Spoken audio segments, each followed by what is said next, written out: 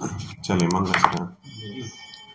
णमो अरहंताणं णमो सिद्धाणं णमो आयरीयाणं णमो वज्रायाणं णमो लोये सब साहुणम्।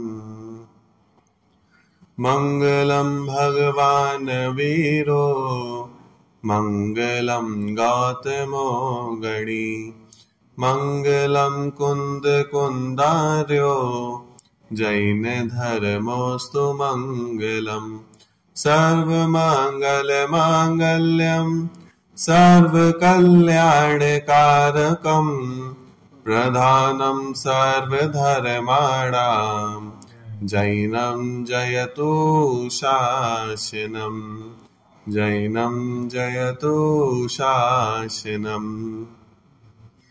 वन्दितु सर्वसिद्धे ध्रुवमचलमणोवगं गदिं पत्ते वोच्छामि समय पाहुड मेणमो सुद केवली भणिदम्। चलो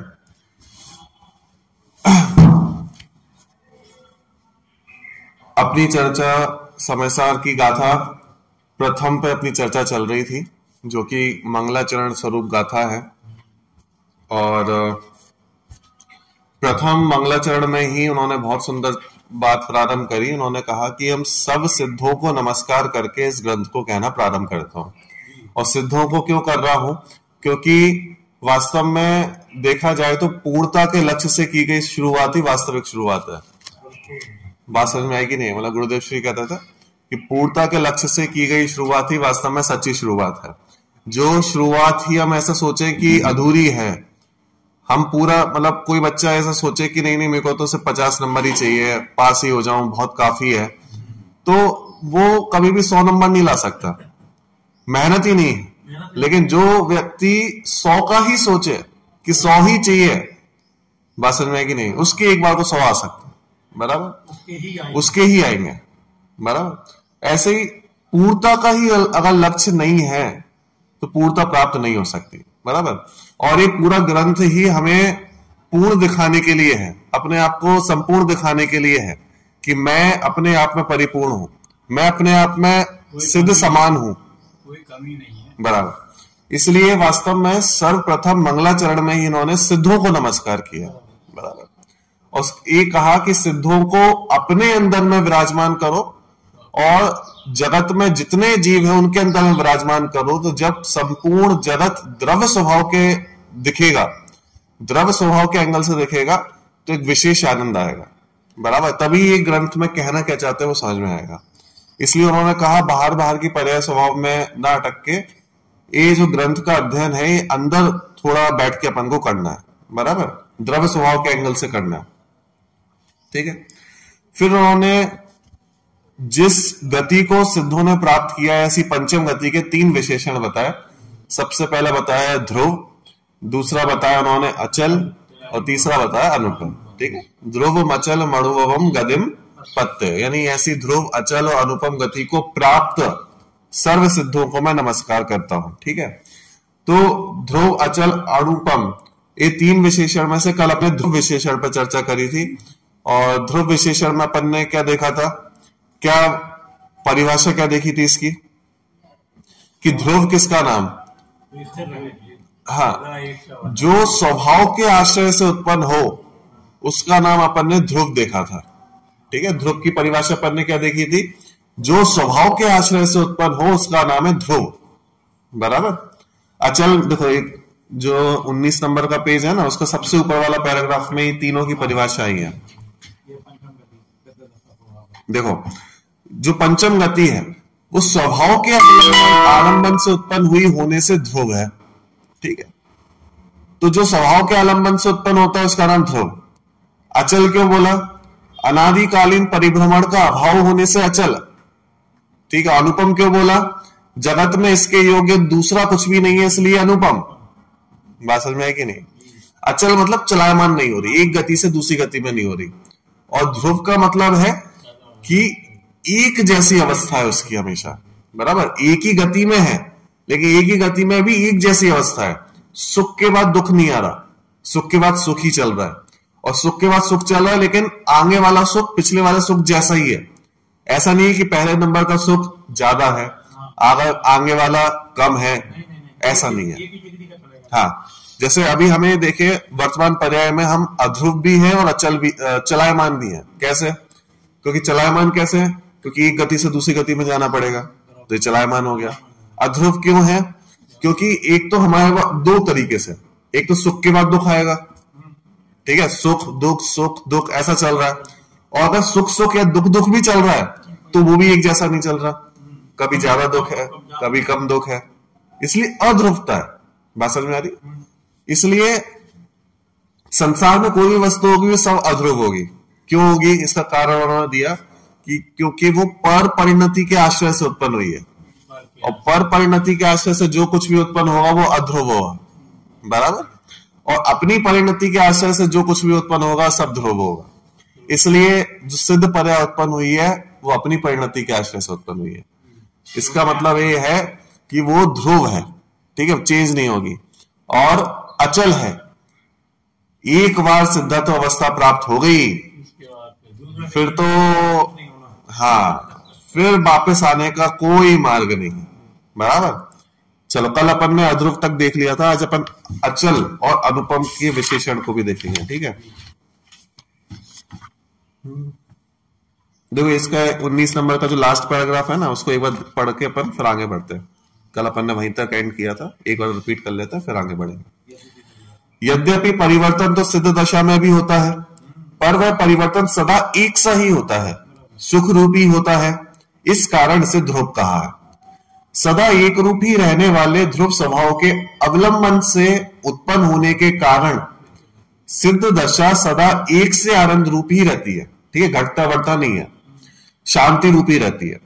पर अनेक रूप धारण करने वाले पर पदार्थों के आश्रय से उत्पन्न होने के कारण चारों गतियों रूप संसार दशा सांसारिक सुख दुख रूप होती रहती है, ठीक है। क्योंकि पर परिणति का आश्रय लिया तो हमारी जितनी भी चारों गतियां उनमें क्या होगा, सुख दुख सुख दुख सुख दुख सुख दुख ऐसा बना रहेगा, बराबर। सांसारिक सुख भी दुख रूपी है, ठीक है। वास्तव में तो सांसारिक सुख कहा जाता है, लेकिन सांसारिक सुख दुख के कभी कभी नाम वास्तव में हम सांसारिक सुख कह देते हैं, है तो हाँ, बराबर। मतलब दुख का ही थोड़ा सा कमी हो जाए ना, दुख में ही कमी हो जाए तो उसी को हम कह देते हैं सुख है, आनंद है तो दुखी वो भी वास्तव में, हाँ, बराबर, ठीक है। तथा दुखों का रूप भी बदलता रहता है, इस कारण संसार दशा अध्रुव है, चारों गतियां अध्रुव है। ये लिखा है दुखों का रूप भी बदलता रहता है, मतलब वो दुख में भी अध्रुवता है। कभी किसी को अनेक अलग प्रकार का दुख है, कभी किसी को रोग हो रहा है, रोग का दुख अलग है, किसी के पास गरीबी है, गरीबी का दुख अलग है, किसी को वेदना है, वेदना का दुख अलग है, किसी को ईर्ष्या है, ईर्ष्या का दुख अलग है। बात समझ में आ रही है? दुखों का रूप भी बदलता रहता है। अब सिद्धों के पास ना शरीर है, ना कषाय है, ना योग है, कुछ भी नहीं है, तो उनके पास दुख भी नहीं है। हाँ, योग का ही निरोध कर दिया तो दुख का कारण भी कुछ नहीं बचा उनके पास। बात समझ में? चलो, ध्रुव तो केवल एक परलक्ष्य ही है दुख का कारण, हाँ, बराबर, शरीर नहीं है, कर्म भी नहीं है, जिसे अपन कहते हैं ना मिथ्यात्व, मिथ्यात्व ही एकमात्र दुख का कारण है, एकमात्र, इसके अलावा कुछ दुख का कारण नहीं है। आठों कर्मों में से आप कहो दुख का कारण से मिथ्यात्व ही है, हाँ, बाकी चार आघाती कर्म है। आघाती कर्म का जीव के साथ कुछ रिलेशन ही नहीं है, वो तो बाहर बाहर में अपना काम कर रहा है, तो उसका कुछ काम नहीं है। बाकी बचे तीन घातिया कर्म, तो यद्यपि वो घात तो कर रहे हैं लेकिन दुख में निमित्त नहीं है। वो ज्ञानावर्णीय हो गया, दशनावर्णीय हो गया, अंतराय हो गया। अब ये घात तो कर रहे हैं लेकिन कम ज्ञान हो जाएगा तो कम सुख होगा, इससे कुछ रिलेशन नहीं है। ज्यादा ज्ञान हो जाएगा, ज्यादा सुख हो जाएगा, कुछ रिलेशन नहीं है। तो गुणों का घात तो करते हैं लेकिन सुख दुख में निमित्त नहीं है। आठों कर्मों में से सिर्फ मोहिनीय कर्म ऐसा है जो सुख दुख में निमित्त होता है। उसमें भी 90% काम तो मिथ्यात्व के अभाव से ही हो जाता है, बाकी बचती है चारित्र मोहिनी। चारत मोहिनी मतलब कषाय, तो कषाय जैसे जैसे कम होती जाती है वैसे वैसे आनंद होता जाता है। शुरुआत की ना जैसे बताया ना, हमें पहले परिपूर्ण देखना पड़ेगा। हाँ, हम अपने को अधूरा देखना है, यही हमारी सबसे बड़ी बराबर, वही तो मिथ्यात्व है, दर्शन मोहिनी। तो कषायों का अभाव ही दर्शन मोहिनी के अभाव के बाद ही स्टार्ट होता है। दर्शन मोहिनी का ही अभाव नहीं होगा, मिथ्यात्व का अभाव नहीं होगा, तो एक भी कषाय का अभाव नहीं हो सकता। अपने स्वरूप की, अपने सत्ता हाँ, स्वीकार हो जाए तो काम सब होते रहेंगे। प्रारंभ ही वहीं से ही होता है, तत्व चिंतन इसका उपाय, बराबर। चलो, ध्रुव स्वभाव अलग है और ध्रुव स्वभाव के अवलंबन से उत्पन्न होने वाली ध्रुव पर्याय अलग है। ये पैराग्राफ भी देख लेता शायद अपन। ध्रुव स्वभाव तो सदा एक रूप ही रहता है, परंतु ध्रुव स्वभाव के आश्रय से उत्पन्न होने वाली ध्रुव पर्याय सदा एक रूप नहीं रहती, किंतु एक सी रहती है। इसका अंतर कल अपन ने देख लिया था। द्रव्य स्वभाव एक रूप रहेगा, पर्याय स्वभाव एक सी रहेगी, बना रहेगा, हाँ, कुछ नहीं होगा। हाँ, जो पर्याय होगी वो पर्याय तो क्रम से होगी, हाँ, वो एक सी रहेगी, एक जैसी रहेगी, एक रूप नहीं रहेगी। एक रूपी हो जाएगी तो क्या हो जाएगा, फिर तो पर्याय पर्याय नाम नहीं पाएगी ना, पर्याय तो एक समय की होती है, फिर वो त्रिकालवर्ती बन जाएगी, परिणमन रुक जाएगा, तो संभव ही नहीं है। ठीक है, स्वभाव की ध्रुवता एक रूप रहना है और पर्याय की ध्रुवता एक सी रहना है। क्लियर हो गई? यहां पर्याय की ध्रुवता की बात यहां पे की गई है, क्योंकि सिद्ध दशा की बात है ना, तो यहां पे सिद्ध दशा की बात की। देखो, त्रिकाली यहां तक अपन ने पढ़ लिया था, इसके आगे से अपन पढ़ रहे हैं, ये थोड़ा कल का अपन ने देखा है ना। त्रिकाली ध्रुव ज्ञानानंद स्वभावी निज भगवान आत्मा को अनुभूति पूर्वक जानना, निज जानना, उसमें ही अपनापन स्थापित होना, उसका ही ध्यान करना, उसमें ही लीन हो जाना ही ध्रुव स्वभाव का अवलंबन है, आश्रय है। इस प्रकार के अवलंबन से ही ध्रुव पर्याय प्रकट होती है, सिद्ध दशा प्रकट होती है। सिंपल सी बात है, जो जैसा होगा उसके आश्रय से वैसा ही उत्पन्न होगा। बात समझ में आ रही है? अगर गेहूं का आटा है तो उसकी कोई भी पर्याय बनाओगे आप तो उस रूपी बनेगी, वो गेहूं रूपी होगी, उसमें वही क्वालिटीज आएंगी। आप सोचो कि नहीं, हम तो गेहूं के आटे को पीस रहे हैं, लेकिन क्वालिटीज आ जाए दूसरे आटे जैसी, ज्वार के आटे की आ जाए क्वालिटी, उसमें संभव है? नहीं है। ऐसे अगर ध्रुव स्वभाव है तो इसके आश्रय से अगर मतलब उसको अगर हमने पकड़ा तो उसके आश्रय से जो भी पर्याय उत्पन्न होगी वो भी ध्रुव स्वभाव वाली होगी। नियम है, मतलब जैसा कारण होता है वैसे ही कार्य होगा। हाँ, मतलब कार्य को अगर आप देख रहे हो कार्य कैसा हो रहा है तो कारण उठा के देख लो, जैसा कारण है वैसे ही कार्य होगा, बराबर। तो अगर कारण ध्रुव है तो उससे जो कार्य उत्पन्न होगा, उससे जो पर्याय उत्पन्न होगी वो भी ध्रुव होगी, इसलिए सिद्ध दशा ध्रुव होती है, बराबर। चलो, मेरा एक प्रश्न है, मानो हम सिद्ध दशा को सादी अनंत मानते हैं, सादी अनंत है, सादी अनंत मतलब क्या कि अभी नहीं और अनंत काल तक रहने वाली है।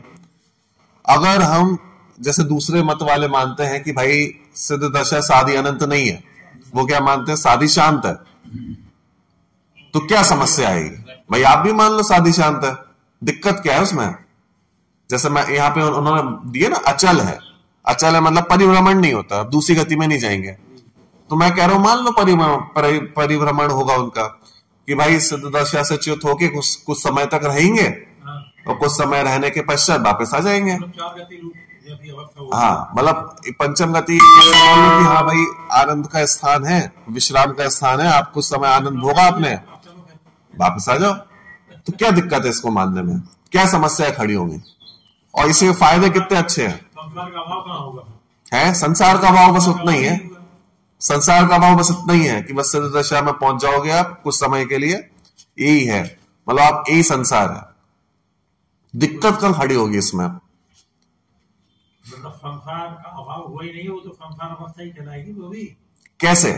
क्योंकि आपको वहां गति पंचम गति नहीं, परिभ्रमण तो ठीक, हम सिद्ध दशा में कैसे पहुंचे? आठों कर्मों के अभाव पूर्वक पहुंचे, आठों कर्मों का अभाव हो गया तो हम अपने आप को मुक्त कहने लगे और कुछ समय पश्चात वापस आ गए।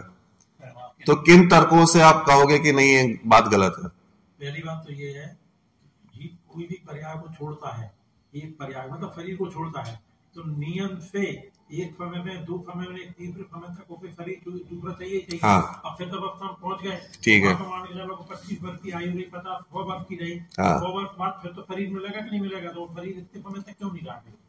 कर्मबंध कैसे होंगे? बराबर, पूरी बात तो यही हो गई ना। बराबर, बराबर। देखो बहुत सारे कारण इसके दिए जा सकते हैं। मतलब कोई प्रश्न करे ना कि नहीं भगवान तो वापस आ जाते हैं, बहुत सारे कारण दिए जा सकते हैं इसके। देखो पहला कारण तो ये है कि अगर सिद्ध दशा को अध्रुव मान लिया जाए ना, अचल मान लिया जाए, तो हमारे स्वभाव को भी अध्रुव मानना पड़ेगा। क्यों? क्योंकि स्वभाव के आश्रय से उत्पन्न हुई है, और जैसा कारण होता है वैसा कार्य होता है। तो अगर कार्य अध्रुव है, इसका मतलब हमारी अंदर की पर्याय भी अध्रुव होनी चाहिए। तो मेरा तो स्वभाव ही नष्ट हो गया ना, मेरा ध्रुव स्वभाव ही नष्ट हो जाएगा। तो पहला सबसे बड़ा कारण तो ये हो गया, क्योंकि जैसा कारण होता है वैसा ही कार्य होता है।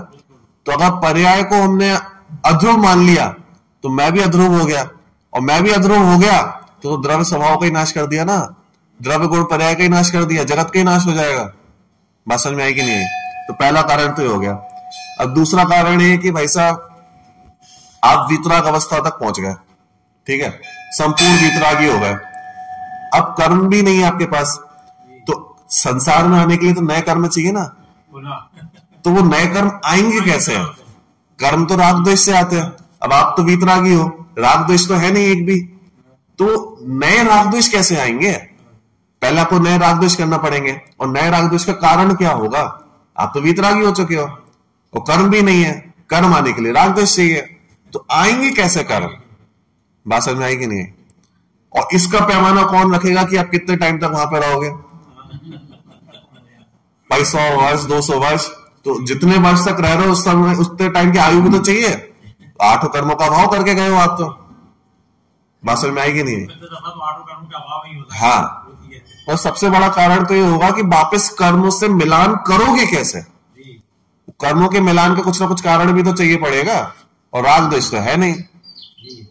तो इससे पूर्णतः सिद्ध होता है कि वास्तव में सिद्ध दशा जो है ना, लॉजिकल भी, तार्किक रूप से भी ध्रुवी है, अचल ही है, किसी भी प्रकार से चलायमान नहीं हो सकती। और चलायमान हो गई तो सिर्फ उनकी दिक्कत नहीं है, दिक्कत हमारे स्वभाव में आ जाएगी, दिक्कत हमारे नेचर में आ जाएगी। और मेरा नेचर चेंज हो गया तो सब कुछ चीज तो बदल गया, फिर तो सत्ता ही खत्म हो जाएगी। अगर ध्रुव स्वभाव भी नहीं बचेगा, अचल स्वभाव भी नहीं बचेगा, तो सत्ता ही खत्म हो जाएगी। हाँ, मतलब इस तर्क से सिद्ध होता है कि सिद्ध दशा अचल ही होती है, ध्रुव ही होती है। मतलब ये जो विशेषण उन्होंने लिखे ना, ये ऐसे ही फालतू में नहीं लिखे उन्होंने, एक एक तर्क से, मतलब एक एक मत का निरसन करने के लिए। मतलब कोई अगर ऐसा मानता हो कि भाई वो वापस आ जाएंगे, तो उन्होंने लिखा कि नहीं नहीं, अचल ही है, ध्रुव ही है। बात समझ में आई कि नहीं? अनुपम ही है। ठीक है, क्लियर हो गया? देखो, अनादिकाल से इस आत्मा ने निज भगवान आत्मा को तो कभी जाना ही नहीं, मात्र पर पदार्थों, उनके भावों और उनके निमित्त से अपने आत्मा में उत्पन्न होने वाली विकारी पर्यायों को ही जाना माना है, उनमें ही अपनापन स्थापित किया है और उनका ही ध्यान किया है, तथा यह आत्मा उनमें ही रचा पचा रहा है। भाई हमने अनादिकाल से क्या किया है? एक बार भी अगर जान लेते तो संसार का सीमांकन हो जाता। क्या समझे? मैं कह रहा हूं एक बार भी यदि जान लेते ना, एक बार भी अनादिकाल से, मानो आपने कई वर्षों पूर्व भी सम्यक ग्रहण किया होता और अभी वर्तमान में मिथ्यात्व अवस्था में भी चले गए होते, तो भी सीमांकन हो जाता। जैसे भूमि का सीमांकन होता है ना कि भाई इतनी बाउंड्री है, ऐसे ही सम्यक ग्रहण करने के पश्चात एक सीमांकन हो जाता है। कितना सीमांकन हो जाता है? हाँ, अर्ध पुद्गल परावर्त नहीं, हाईएस्ट है भाई, इसके बाहर तो किसी भी कीमत पर नहीं जाएंगे। बात समझ में आएगी नहीं? तो अनादिकाल से हमने क्या किया कि और पदार्थों में ही रचे पचे, आत्मा की तरफ ध्यान ही कहां गया? उसी में तन्मय हो गया। और कभी विचार भी किया कि नहीं मैं वास्तव में आत्मा हूं, तो सच्चा स्वरूप क्या है वो नहीं जाना। कभी कभी विचार भी आया कि नहीं नहीं सच्चा है, आप देखो अन्य ग्रंथ इतने आप पढ़ोगे ना, कुछ ग्रंथ जैसे आत्मख्याति टीका है, अमृत चंद्र आचार्य को आप अध्यात्म के मास्टर कह सकते हो आप। मतलब कुंद कुंद आचार्य ने तो टीकाएं लिखी, लेकिन उसमें जो जीवंतता प्रदान करी है, उसका जो अध्यात्म प्रस्तुत किया है ना, वो अमृत चंद्र आचार्य देव ने किया है। अमृत चंद्र आचार्य देव नहीं होते, हाँ, तो वो जो आनंद दिया है ना, वो अमृत चंद्र आचार्य ने दिया है। अब अमृत चंद्र आचार्य के समान ही आप देखो दूसरे ग्रंथ भी आपको ऐसे अन्य मतों के पढ़ने को मिल जाएंगे, आप कहोगे कितनी सुंदर बातें लिखी हैं इसमें, कितनी मजेदार बातें लिखी हैं, लेकिन वहां पे हर बात में मूल स्वरूप डिस्टर्ब किया गया है। हाँ, कर्तृत्व है कहीं पे, हाँ, मतलब आत्मा उन्होंने भी मानी है, लेकिन कैसी मानी है बस वहीं पे गलती हो जाती है। हाँ, और तर्कों से अगर विचार किया जाएगा तो हर एक का निरसन हम कर सकते हैं, लेकिन विचार कहां करते हैं। अब जैसे उनमें लिखा है कि नहीं वो वापस आ जाएंगे, अब विचार तो करो, आप कैसे आ जाएंगे?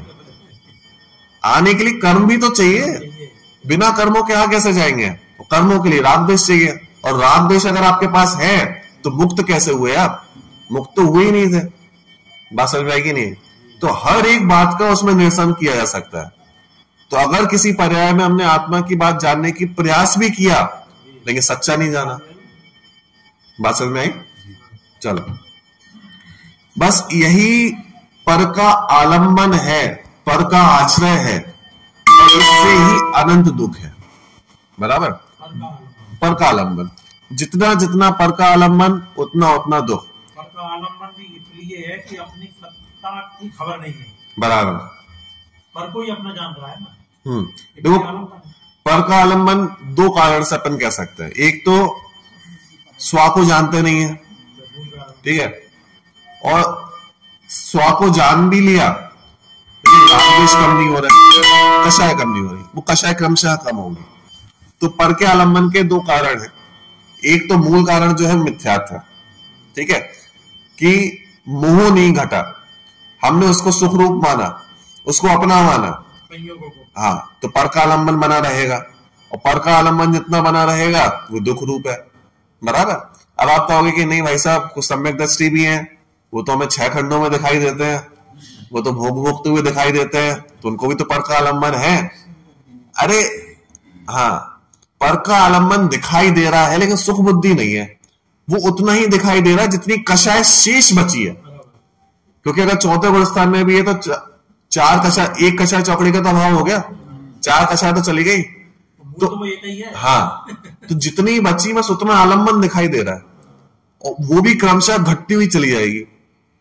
बात समझ में आएगी नहीं? चलो, बस यही पर का आलंबन है, पर का आश्रय है, और इससे ही अनंत दुख है। पंचम गति में पर का अवलंबन छूट गया है, एकमात्र त्रिकाली ध्रुव भगवान आत्मा का अवलंबन रह गया है। हाँ, यही कारण है कि सिद्ध दशा सुखमय दशा है, शांतिमय दशा है, और ध्रुव दशा है। क्योंकि अब कुछ बचा ही नहीं ना अध्रुवता के लिए। अध्रुवता आती है मिलावट से, जब तक अपने में है तब तक ध्रुव है, और जहां मिलावट हुई वहां अध्रुवता हुई, अशुद्धता हुई। बात समझ में आई? अशुद्धता हुई। तो मिलावट में अशुद्धता है, मिलावट में अध्रुवता है, और मिलावट मतलब पर परिणति। जब जब पर परिणति का आश्रय लेंगे तब तक अध्रुवता क्रिएट होगी, ठीक है, अचलता क्रिएट, चलायमानता क्रिएट होगी। बराबर? इसलिए सिद्ध दशा सुखमय दशा है। क्यों है? क्योंकि वहां पे दुख का कोई कारण ही शेष नहीं बचा है, पर परिणति ही शेष नहीं बची है। बात समझ में आई कि नहीं? चलो, अनादिकाल से यह भगवान आत्मा 4 गति 84 लाख योनियों में परिभ्रमण कर रहा है, ठीक है। पर भावों के निमित्त से होने वाले इस परिभ्रमण के रुक जाने से पंचम गति अचलता को प्राप्त हो गई है। अभी अचल का विशेषण यहां पे आ गया। अभी तक ध्रुव का विचेषण चल रहा था, ध्रुव का, तो ध्रुव की बात समाप्त करी, उन्होंने अचल को प्रारंभ किया।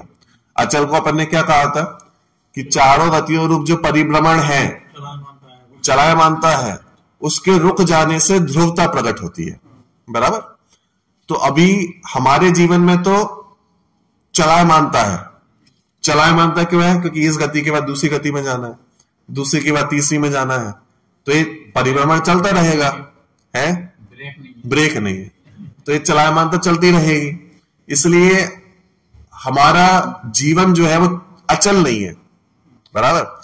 अगर अचल गति कौन सी है? जिसके बाद दूसरी गति ही संभव ना हो, संभव ही ना हो, और वो एकमात्र एक गति है, उसका नाम है सिद्ध दशा।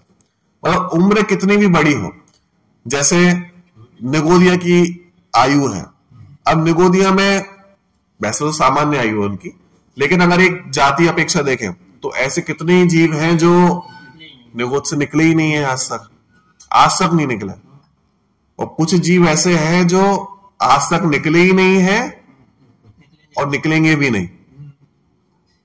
बात समझ में आ रही है? तो आप कहोगे नहीं वो भी अचल दशा है। अरे उसको अचल दशा नहीं कहते, अचल दशा कहते हैं जिसमें शांति पूर्वक आपने विश्राम पूर्वक स्थिरता प्राप्त करी है, वो स्थिर दशा थोड़ी ना है। आनंद कहां है उसमें? बात समझ में आएगी नहीं? अचल दशा नहीं है वो, बराबर। अचल दशा उसे कहेंगे जहां पे शांति पूर्वक विश्राम लिया हो, बराबर। जैसे विश्राम कहते हैं ना, विश्राम क्या हमें शांति चाहिए, हम एक स्थान पे बैठ गए, तो एक स्थान पे विश्राम दो प्रकार से हो सकता है कि भाई एक आप स्वतंत्र हो और स्वतंत्रता पूर्वक आप एक जगह पर रुके हुए हो, एक वो भी विश्राम करना है, और एक है कि आपको जेल में बंद कर दिया गया हो और आप मजबूरी में बैठे हो, बैठे तो वहां पे भी हो, विश्राम वो भी है। लेकिन वास्तविक विश्राम किसे कहा जाएगा? स्वेच्छा से जहां पे हम बैठे हैं, जहां बंधन नहीं है, जहां स्वतंत्रता है।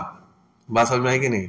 अब ऐसी निगोदिया में कि भाई हो सकता है कुछ जीव जो ना आज तक निकले हैं और ना कभी निकलेंगे, लेकिन उसे अचलता नहीं कही जाएगी। बात समझ में आएगी नहीं? वहां पे भी अभी परिभ्रमण तो चल ही रहा है ना, निगोद के बाद फिर भी निगोद है, लेकिन उनका भी दुख ज्यादा कम होता है, कम ज्यादा हो रहा है। हाँ, परिभ्रमण वहां पे भी हो ही रहा है, भी है ही, बराबर। इसलिए वो भी अध्रुव है, चलायमान है, बराबर। चलो देखो, अनादिकाल से भगवान आत्मा 4 गति 84 लाख योनियों में परिभ्रमण कर रहा है। पर भावों के निमित्त से होने वाले इस परिभ्रमण के रुक जाने से पंचम गति अचलता को प्राप्त हो गई है। कारण क्या दिया? पर भावों के निमित्त से होने वाले इस परिभ्रमण, मतलब परिभ्रमण का कारण क्या बोला? पर भावों का निमित्त। बात समझ में आ रही है? मतलब हम सोचे कि मैं इस गति से दूसरी गति में जा ही क्यों रहा हूं, अगली गति हुई क्यों रही है, तो सबका कारण बस एक ये है कि जितना जितना पर भावों में लिप्त होंगे, और पर भावों का मतलब क्या? कि पर भावों का मतलब ये है कि पर में सुख बुद्धि, बस इतना। पर में जहां पे सुख बुद्धि हमने करी कि नहीं नहीं ये अच्छा है, ये मेरा है, अपना मानना, शरीर को अपना मानना, राग द्वेष करना, सब आ जाता है पर भावों में एकत्व बुद्धि, पर भावों का आश्रय, बराबर। तो जहां जहां पर भावों का आश्रय होगा वहां वहां संसार खड़ा होगा, बराबर। देखो, चारों ही गतियां दुखमय है और यह पंचम गति सुखमय है, बराबर। हमें लगता है चारों ही गतियां दुखमय है, नहीं। पहली बात तो यही खड़ी होती है कि हमें दुख रूप लगता ही नहीं है, तो सुख की प्राप्ति का उपाय कैसे करेंगे? जब बीमारी रूप लगेगी ही नहीं तो उसके निदान का उपाय करेंगे कैसे? इलाज क्यों करेंगे? इलाज तो तब करेंगे ना जब बीमारी रूप लगे कि नहीं हम तो स्वस्थ है, भले ही कितना दर्द हो रहा हो हम तो स्वस्थ है, तो इलाज क्यों करेगा? अब हमें जो वर्तमान में चल रहा है वो दुख रूप भाषित ही नहीं होगा तो उसका उपाय क्यों करेंगे? हमें लगता ही नहीं है कि हम दुखी हैं, हमें तो लगता है कि बढ़िया जीवन तो चल रहा है, बढ़िया सब कुछ चल रहा है, खाने पीने को बढ़िया है, रहने को बढ़िया है, सब कुछ बढ़िया तो है। हाँ, और इससे अच्छा क्या? चलो अभी पुण्य कार्य कर लिया, इतना स्वाध्याय कर रहे हैं तो अग्रिम गति भी अच्छी है भाई, स्वर्ग मिल गया, स्वर्ग का आनंद है, जितना समय रहेगा उतना आनंद है, बराबर। और कदाचित भोग भूमियों में चले गए तो भोग भूमियों में भोग भोगेंगे, विदेह क्षेत्र इत्यादि में चले गए तो वहां पे भी अच्छा आनंद रहेगा। तो कुल मिला के हमने अपने मन को इतना संतुष्ट करके रखा है, हमने ही अपने आप को इतना संतुष्ट करके रखा है कि चलो ठीक है, कुछ गतियां तो बढ़िया ही होती हैं, कुछ गतियां दुख रूप है, लेकिन हमने ज्यादा पाप किए नहीं तो हम जाना नहीं है, कुछ गतियां बढ़िया है। अपने आप को संतुष्ट करके रखा है हमने। बात समझ में आई कि नहीं है? हाँ, और बताई नहीं है चारों गतियां दुख रूप है, और जब तक वो दुख रूप भाषित नहीं होंगी, इसको पढ़ने का जो लक्ष्य है ना, जो हमने चंद्राचार्य देव कह रहे हैं कि अरे उनकी तो 3 कषाय चौकड़ी का भाव हो गया, वो 4थी कषाय चौकड़ी भी अटक रही है, उन्हें खटक रही है, कह रहे मैं तो इतने आनंद में हूं, फिर भी थोड़ा सा जो दुख है ना वो मेरे को भाषित नहीं हो रहा, मतलब वो ऐसा लग रहा है कि कब छूटे, उसके लिए मैं ये कर रहा हूं। उसके उपदेशक भी बहुत है। हाँ, जगह जगह भैया पुण्य तो कर लो, पुण्य तो हाँ, उसके उपदेशक भी बहुत है। बात समझ में आई कि नहीं? बराबर। तो अगर दुख से छूटना है तो पहले दुख मानना तो पड़ेगा कि दुखी है, नहीं तो उसको उपाय कैसा करेंगे उसको छूटने का। बराबर। तो चारों ही गतियां वास्तव में दुखमय है, दुख स्वरूप है। मतलब एक बार बहुत गहराई से चिंतन भी करें ना तो पता लगेगा कि चारों ही गतियों में भटकन है, और चारों ही गतियों में अगर दुख नहीं होता, जैसे अपन कहते हैं ना तीर्थंकर क्यों त्याग गया, काहे को शिव मारक करते संयम सो अनुराग है, क्यों भाई वो तो 6 खंडों में रह रहे थे, तीर्थंकर थे, देव स्वर्ग से देव आते थे उनकी तो खेलने के लिए, वस्त्र आते थे उनके स्वर्गों से, उन्हें किस बात का दुख था? उनकी तो उनकी इच्छाओं के बारे में कहते थे, हमारी इच्छाएं कैसी होती हैं कि पहले हम इच्छा करते हैं, फिर दुखी होते हैं, फिर तड़प तड़प के हमें वस्तु प्राप्त होती है।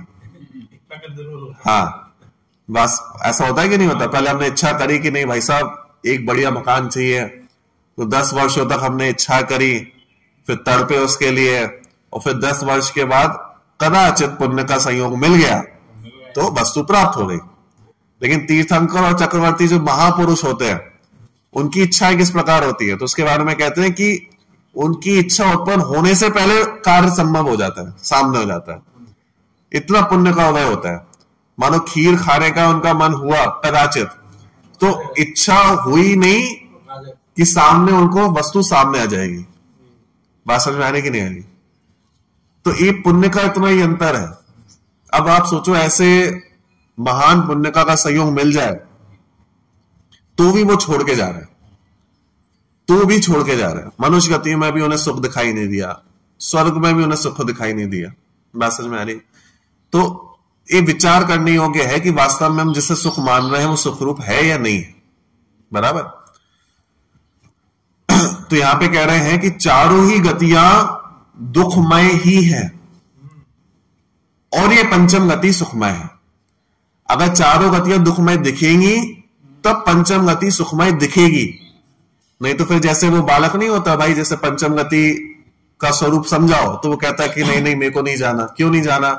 क्योंकि वहां पे तो क्या उल्टा लटकना पड़ता है, कुछ खा ही नहीं पाएंगे, कुछ आनंद ही नहीं है। अगर हमसे भी पूछे कि भाई सिद्ध दशा चाहिए, कल्पना करो कि कल के दिन ऐसा संभव नहीं है, लेकिन कल्पना करने में क्या जाता है कि कल के दिन कोई ऐसा कोई देव आ जाए, कोई चमत्कार हो जाए और वो कहे कि नहीं आप तो तुरंत चलो, हम आपको सिद्ध दशा दे रहे हैं, तो कितने लोग जाने को तैयार हो जाएंगे। कोई कहेगा कि नहीं नहीं रुको रुको, परिवार वालों को बता के आते हैं अभी।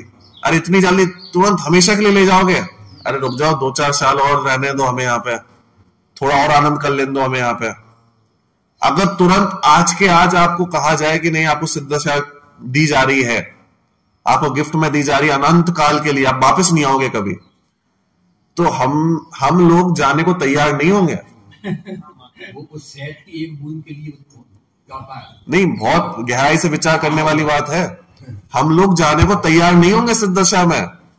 हम कहेंगे रुक जाओ थोड़ी देर और। हाँ, सीता जी का भाई जो है भावमंडल, उसने कहा अभी थोड़ी देर। हाँ, बात समझ में आ रही कि नहीं आ रही? इससे पता चलता है कि हमें वो सिद्ध दशा का आनंद अभी प्रतिभाषित हो नहीं रहा है। हम शब्दों में तो कह रहे हैं, पहले दुख लगे जब तो हाँ, अगर हो रहा होता ना तो तड़प होती कि नहीं नहीं आप तो तुरंत दे दो, लेकिन कोई आ जाए तो हम मना कर दें कि अभी रुक जाओ भाई साहब, कुछ वर्ष और, इतनी जल्दी हम सब कुछ छोड़ के कैसे चले जाए अनंत काल के लिए? अरे कुछ प्रसिद्धि तो हो जान दो, कुछ तो हो जान दो। बात समझ में आ रही कि नहीं आ रही? इससे पता चलता है कि चारों गतियां भी दुखरूप भाषित नहीं हो रही, और चारों गतियां दुखरूप भाषित नहीं होंगी तो सिद्ध दशा पंचम गति सुखरूप भाषित नहीं होगी। लेकिन यहां पे कह रहे हैं पंचम गति सुखरूप है। ठीक है, जगत में कोई भी पदार्थ ऐसा नहीं है कि जिससे इसकी उपमा दी जा सके। अब तीसरा विशेषण अनुपम। ठीक है, तो अनुपम इसको ऐसा इसलिए कह रहे हैं कि कोई व्यक्ति ऐसा माने कि मेरा जितना सुख है इससे थोड़ा ज्यादा सुख होता होगा, या सिद्धों या स्वर्गों में जितना सुख है उससे थोड़ा ज्यादा सुख होता होगा, कि नहीं भाई साहब इसकी जाति ही अलग है। चारों ही गतियों में अनंत का अनादि काल से आप जितने भी सुख भोगते हुए आए हो वो अंश मात्र भी नहीं है वो सिद्धों के सुख का, जाति ही भिन्न है। ये इंद्रिय सुख था, वो अतीन्द्रिय सुख है, और इसमें जमीन आसमान का अंतर है। बराबर, इसलिए इसकी उपमा नहीं है।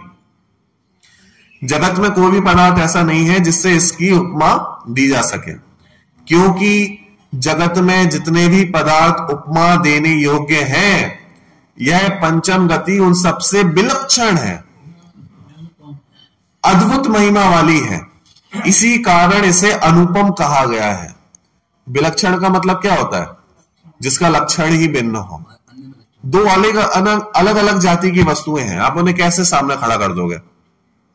बात समझ में आई कि नहीं? विलक्षण मतलब लक्षण ही उनका अलग अलग है। बराबर, चलो ध्रुव विशेषण से अब एक एक विशेषण का बता रहे हैं कि एक एक विशेषण डाला क्यों, किसका निरसन करना चाहते थे वो। तो ध्रुव विशेषण से विनाशिक पने का, अचल विशेषण से परिभ्रमण का, एवं अनुपम विशेषण से चारों गतियों में पाई जाने वाली कथनचित समानता का निषेध व्यवच्छेद इस पंचम गति में हो गया। बराबर, ध्रुव विशेषण से कह दिया कि ये विनाशिक नहीं है, अविनाशी रहेगी, हमेशा टिकने वाली रहेगी, और जो सुख है ना उसमें फ्लक्चुएशन नहीं होगा, कभी ज्यादा सुख कभी कम सुख ऐसा नहीं होगा। सुख के बाद दुख नहीं आएगा, सदा काल सुख की अवस्था बनी रहेगी। बराबर, अचल विशेषण से उन्होंने बता दिया कि अब परिभ्रमण कभी नहीं होगा। ये अभी अपन ने प्रारंभ में सिद्ध भी किया ना कि परिभ्रमण हो भी नहीं सकता। आप चाहो भी ना कि एक बार सिद्ध दशा में चले जाओ कि नहीं नहीं अब चलो वापस आ जाते हैं, चाहकर भी नहीं हो सकता। क्यों नहीं हो सकता? क्योंकि संसार में आने के लिए कर्म चाहिए, कर्म के लिए राग द्वेष चाहिए, और जो वीतरागी हो गया राग द्वेष लाओगे कहां से? राग द्वेष नहीं आएंगे तो कर्म कैसे लाओगे, और कर्म ही नहीं आओगे तो संसार में एंट्री कैसे मिलेगी? संसार में एंट्री लेने के लिए भी तो कर्म चाहिए। इसलिए सिद्ध दशा में जाने के पश्चात कोई आ सकता नहीं है। बात समझ में आ गई? इसलिए अचल विशेषण से परिभ्रमण का उन्होंने नाश कर दिया, और अनुपम विशेषण से किसका नाश कर दिया? कि कोई विचार करे कि हम तुलना कर लें कि इसके समान गति होती होगी कि नहीं, आप तुलना कर ही नहीं सकते। पूरे चारों गतियों में कोई वस्तु ऐसी नहीं है जिसकी तुलना सिद्ध दशा से की जा सके। तो इस बात का निरसन उन्होंने अनुपम विशेषण से कर दिया। क्लियर हो गया? यहां तक की चर्चा करी उन्होंने अमृतचंद्राचार्य ने। अब इसके एक और टीकाकार है, कौन है? जयसेनाचार्य। ठीक है, अमृतचंद्राचार्य जब अध्यात्म की गहराइयों में जाके लिखते हैं तो जयसेनाचार्य जो है वो नए की भाषा में लिखते हैं। याद रखना, अभी पूरी टीका भी पहले ही स्टार्ट किया अपन ने तो, लेकिन आगे पूरा आएगा। ठीक है, तो आप याद रखना हमेशा अमृतचंद्राचार्य की जो शैली है, तो अमृतचंद्राचार्य की शैली है अध्यात्म प्रधान, वो अध्यात्म की गहराइयों में जाके लिखेंगे। और जयसेनाचार्य की जो शैली है, लिखने की जो स्टाइल है, वो है नए प्रधान, वो नयों की भाषा में लिखेंगे कि निश्चय ने ऐसा कहता है, व्यवहार ने ऐसा कहता है, ये ऐसा कथन ऐसा है, ये ऐसा कथन ऐसा है। ठीक है, दोनों की कथन शैलियां अलग अलग हैं। अब देखो, आचार्य जयसेन ने तात्पर्य विरक्ति, दोनों की टीकाओं का नाम क्या क्या है? हाँ, अमृतचंद्राचार्य की टीका का नाम क्या है? आत्मख्याति। और जयसेन आचार्य की टीका का नाम क्या है? तात्पर्य वृत्ति। बराबर, दोनों की टीका अलग अलग है। तो आचार्य जयसेन ने तात्पर्य वृत्ति नामक टीका में अचल के स्थान पर पाठांतर के रूप में अमल पद भी दिया है। ठीक है, और अचल पद के साथ साथ अमल पद की भी व्याख्या उन्होंने दी है। अब इसमें क्या होता है कि कई कई बार हो सकता है कि आचार्यों के पास जो वृत्ति आ रही है वो उस वक्त शब्द कभी कभी चेंज भी हो जाता है, क्योंकि पहले के टाइम पे ऐसे प्रिंट तो होते नहीं था। पहले के टाइम पे क्या चला कि आचार्य ने लिख दिया, फिर उसके बाद उनकी हस्तलिखित प्रतियां होती थी, हस्तलिखित प्रतियां बनवाई जाती थी। तो कभी कभी ऐसा हो जाता है कि दो आचार्यों के पास अलग अलग प्रतियां पहुंची। अब शब्दों में क्या है, मैं कह रहा हूं कि एक ही चीज को मैं एक एक करके सब में बांटू ना, तो मेरे बाद आप लिखो, आपके बाद आप लिखो, आपके बाद आप लिखो, 10 प्रतियों के बाद आप देखना उसमें बहुत अंतर आ जाएगा, हमारे में ही अंतर आ जाएगा। हम इतना आराम आराम से लिखेंगे ना, सब एक एक शोध करके भी लिखो, तब भी अंतर आ जाएगा। अब बताओ उस टाइम पे जब एक एक प्रतियां लिखी जा रही होंगी तो कितना अंतर आया होगा। तो कभी कभी शब्दों में थोड़ा थोड़ा अंतर भी आ जाता है। जैसे उन्होंने लिखा अचल, तो चा का मां होने में कितना टाइम लगना है, तो अचल का अमल भी हो सकता है। इसलिए जयसेन आचार्य के पास हो सकता है जो प्रति पहुंची उसमें अचल का अमल हो गया। ऐसे कई स्थानों पे हो सकता है। अब जैसे आप गाथाओं की संख्या भी देखोगे ना, तो कई कई बार एक ही ग्रंथ में गाथाओं की संख्या भी अलग अलग हो जाती है। जैसे मूलाचार है, तो मूलाचार को भी कुंद कुंद आचार्य का ग्रंथ माना जाता है। मतलब वैसे वटकेण आचार्य द्वारा रचित लिखा जाता है उसको, लेकिन वटकेण आचार्य कुंद कुंद आचार्य का ही दूसरा नाम माना जाता है। ठीक है, एक नाम वटकेण आचार्य भी है। तो मूलाचार्य में कुल 1200 गाथाएं कुछ है, तो वसुनंदी आचार्य ने तो कुछ 1200 गाथाएं लिखी। फिर एक दूसरे आचार्य में मेघचंद्र आचार्य, तो उनके उसमें कुछ 1100 या 1300 कुछ गाथा है, 100 गाथाओं का अंतर है। तो ऐसे कुछ गाथाएं मिल भी जाती हैं, कुछ अलग भी हो जाती है। ठीक है, चलो, तो ये जयसेन आचार्य ने अमल शब्द का भी अर्थ किया। ठीक है, इस बस अमल का अर्थ देखते हैं, फिर इसकी चर्चा अपन कल करेंगे। अमल शब्द का मतलब क्या है कि जिसमें कुछ मल दोष नहीं है, सिंपल। और मल किसका नाम होता है, अपन इसको सिंपल भी देखें ना, अशुद्धता। मल मतलब अशुद्धता, और अशुद्धता होती है मिलावट से। तो मेरे अंदर जितनी भी मिलावट होगी वो सब अशुद्धता है। किस चीज की मिलावट है मेरे अंदर? एक तो है सबसे अंदर जो राग द्वेष है, मिलावट ही तो है, मेरा स्वरूप तो नहीं है ना। और उस राग द्वेष को क्या कहा जाता है? भाव कर्म। अब ये जो राग द्वेष उत्पन्न हुए कैसे? कर्मों के कारण, 8 कर्मों के कारण। तो उनका नाम क्या है? द्रव्य कर्म। और एक मिलावट है ये बाहर की, जो मैं अपने आप को ओढ़ के रखा हूं, शरीर हो गया, बाहर की वस्तुएं हो गई जिन्हें मैं अपना मान के रखा हूं, इनका नाम क्या है? नौकर्म हो गए। तो द्रव्य कर्म, भाव कर्म, नौकर्म वास्तव में क्या हो गया? मल हो गए, अशुद्धता हो गई। तो इसी को उन्होंने कहा कि जो सिद्धों में है ना, उन्होंने द्रव्य कर्म, भाव कर्म, नौकर्म का भाव कर दिया। नौकर्म का भाव कैसे कर दिया? ना बाहर की चीजें उड़ के रखी है, ना शरीर उनके पास में, तो नौकर्म का भाव हो गया। ना कर्म बचे, 8 कर्मों का भाव कर दिया, तो द्रव्य कर्म का भाव कर दिया। और कर्म ही नहीं बचे तो भाव कर्म भी कैसे बचेंगे? राग द्वेष का भी भाव कर दिया। यानी द्रव्य कर्म, भाव कर्म, नौकर्म तीनों से रहित है। इसलिए वो कैसे है? पूर्ण निर्मल है। और हम कैसे हैं? नहा धोने के बाद भी मल सहित है। बात समझ में आएगी नहीं? चलो, तो भाव कर्म, द्रव्य कर्म, नौकर्म रूपी मल से रहित एवं शुद्ध स्वभाव सहित होने से पंचम गति कैसी है? अमल है। बराबर। चलो, अभी की चर्चा इधर रखते हैं, फिर इसके आगे की चर्चा कल करेंगे। ठीक है। अविनाशी में आत्मस्वरूप सहजानंदी शुद्ध स्वरूपी अविनाशी आत्मस्वरूप सहजानंदी शुद्ध स्वरूपी अविनाशी में आत्मस्वरूप। स्तुति नंबर 17, पेज नंबर 25, स्तुति नंबर 17। हमें निज धर्म पर चलना सिखाती रोज जिनवाणी, सदा सुआचरण करना सिखाती रोज जिनवाणी।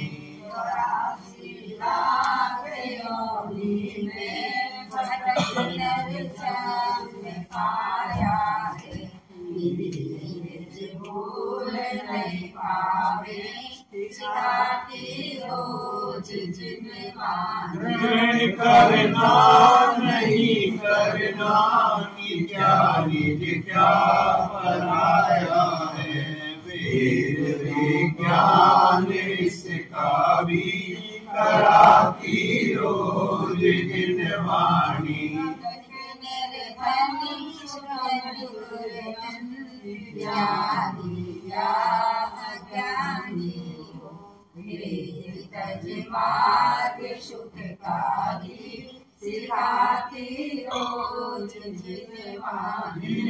संसार सागर से उतर भव पार जाना है, उन्हें सुख के किनारे पर लगाती रोज जिनवाणी।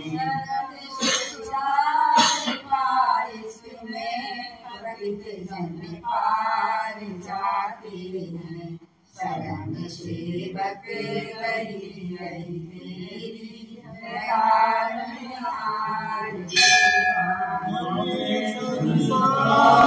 सागर में रुलाती कर मेरे आठों, करे किस बाती निका सिखाती रोज जिनवाणी।